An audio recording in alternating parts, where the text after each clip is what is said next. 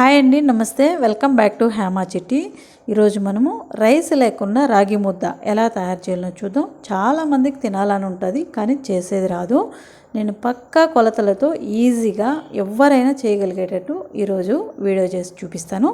Video పూర్తిగా చూడండి, అప్పుడే మీకు అర్థమవుతుందండి. చిన్నవాళ్ళని ఇంకా పెద్దవాళ్ళ వరకు ఎక్కువ డయాబెటీసు ఉంది కదండి ఇప్పుడు.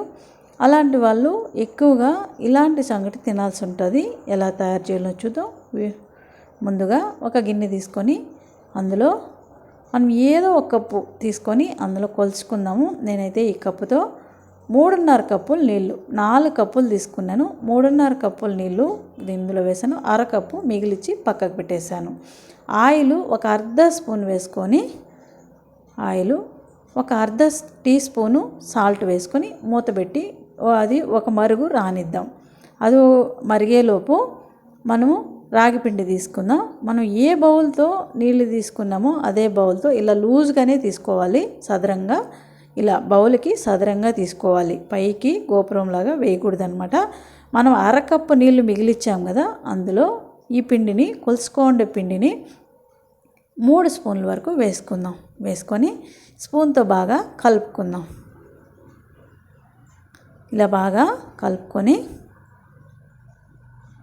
ఉండలు లేకుండా కలుపుకొని, ఇప్పుడు మనం నీళ్ళు మరిగాయేమో చూద్దాం. చూడండి, మరిగాయి కదా.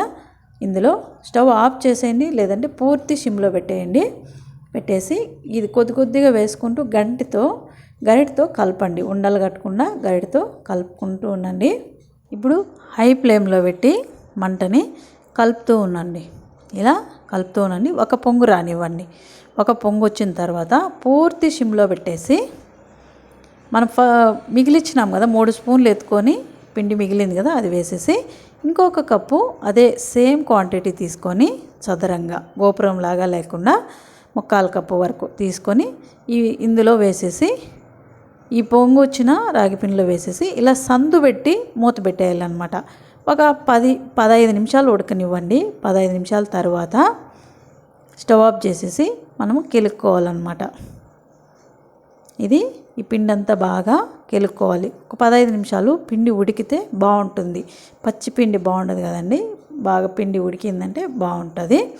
ఇంకో కొద్దిగా ఆయిల్ ఇప్పుడు వేసేద్దాం. వేసేసి బాగా కలుపుకుందాం. మీరు కిందకి దించి ఈ గోడకైనా దేనికైనా తన్నిచ్చి బాగా కెలుక్కున్నారంటే బాగా సాఫ్ట్గా వస్తుందన్నమాట. ఇలా కెలుక్కోండి, ఈజీ అన్నమాట.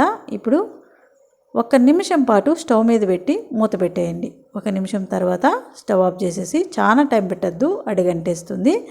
సిమ్లో పెట్టి 1 నిమిషం పాటు పెడితే సరిపోతుంది అనమాట. ఇప్పుడు స్టవ్ ఆఫ్ చేసేసి ఈ కట్టె అంతా బాగా ఇందులో ఉండే పిండి అంతా తీసేసుకొని, అంతే అండి, ఇలా రావాలన్నమాట. చూడండి, ఇంత మెత్తగా ఉండాలి. అప్పుడే నీకు తినడానికి సాఫ్ట్గా వస్తుంది. మనం గిలికేటప్పుడే గట్టిగా గిలికేసామంటే తినేటప్పటికి గట్టిగా ఉంటుందన్నమాట. అంతే. కొద్దిగా చేయి తడి చేసుకొని ఈజీ అన్నమాట. చూసారా, ఇలా చేత్తోనే తట్టేయచ్చు.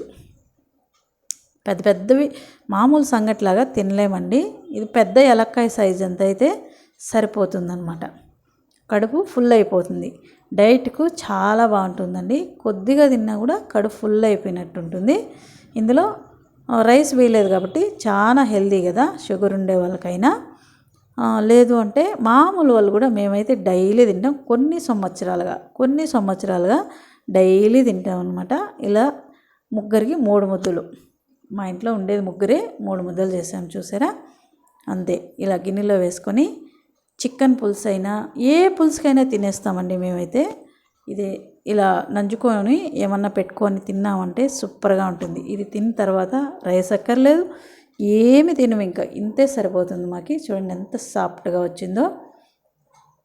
2 నిమిషాల్లో తినేస్తానండి నేనైతే. నాకైతే ఫేవరెట్ అనమాట.